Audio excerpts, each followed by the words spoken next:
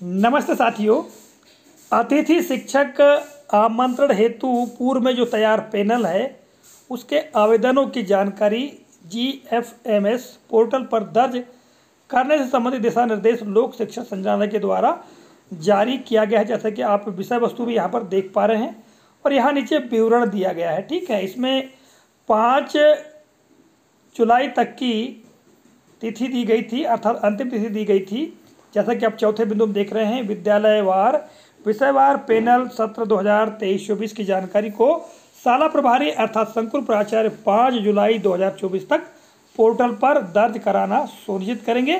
तो अभी देखिएगा, एक पत्र जारी किया गया है आज 5 जुलाई को। तो 5 जुलाई को जो पत्र जारी किया गया उसके अंतर्गत तिथि को बढ़ाते हुए अब 8 जुलाई कर दिया गया है। उस पत्र को भी हम यहाँ पर देख लेते हैं। जैसा कि आप देख पा रहे हैं 5 जुलाई 2024 का यह पत्र, और विषय वस्तु देखिएगा, अतिथि शिक्षक आमंत्रण हेतु विद्यालयों में पूर्व से तैयार पैनल के आवेदनों की जानकारी GFMS पोर्टल पर दर्ज करने विषयक। और यहाँ पर जो विवरण दिया गया है कि संदर्भित में संकुल प्राचार्य शाला प्रभारी द्वारा विद्यालय स्तर पर पूर्व से तैयार पैनल के आवेदनों की जानकारी GFMS पोर्टल पर दर्ज करने निर्देश दिए गए हैं। उक्त कार्य हेतु शाला प्रभारी संकुल प्राचार्य दिनांक 8 जुलाई 2024 तक की वृद्धि की जाती है, अर्थात समय बढ़ाया गया है।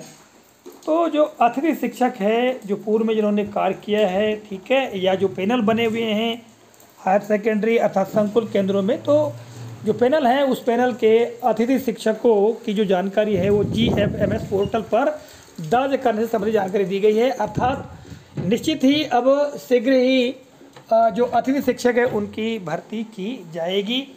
तो जो विवरण दिया गया है, अतिरिक्त विवरण, उसके बारे में भी जान लेते हैं कि क्या दिया गया है। तो देखिएगा, बिंदु क्रमांक 1 में कहा गया है कि विद्यालय स्तर पर 2023-24 में तैयार पैनलवार मेरिट सूची की जानकारी को GFMS पोर्टल पर दर्ज करने हेतु शाला प्रभारी एवं संकुल प्राचार्य के लॉगिन पर सुविधा उपलब्ध कराई गई है। दूसरा बिंदु है, शाला प्रभारी एवं संकुल प्राचार्य पूर्व से तैयार 2023-24 का जो पैनल है उस पैनल की प्रविष्टि हेतु संबंधित आवेदक अर्थात यूजर नेम मोबाइल नंबर की प्रविष्टि करेंगे और मेरिट क्रम में जिस आवेदक को आमंत्रित किया गया है उसके समक्ष रिमार्क कॉलम में चयनित लिखेंगे। ठीक है, यदि मेरिट क्रम अनुसार चयन नहीं किया गया है तो प्रत्येक अभ्यर्थी के समक्ष उसका कारण भी अंकित करेंगे।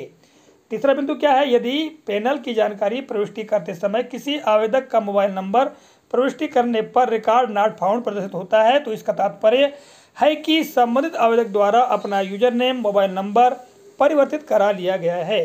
अतः शाला प्रभारी संकुल प्राचार्य संबंधित आवेदक से उसका वर्तमान में स्कोर कार्ड में दर्ज मोबाइल नंबर प्राप्त कर उसका नंबर पोर्टल पर प्रविष्टि करेंगे। और चौथे बिंदु में 5 जुलाई तक की अवधि दी गई थी। ठीक है, पांचवा बिंदु क्या है, संकुल अंतर्गत समस्त शालाओं की अंतिम रूप से प्रविष्टि कराने का दायित्व संकुल प्राचार्य का होगा।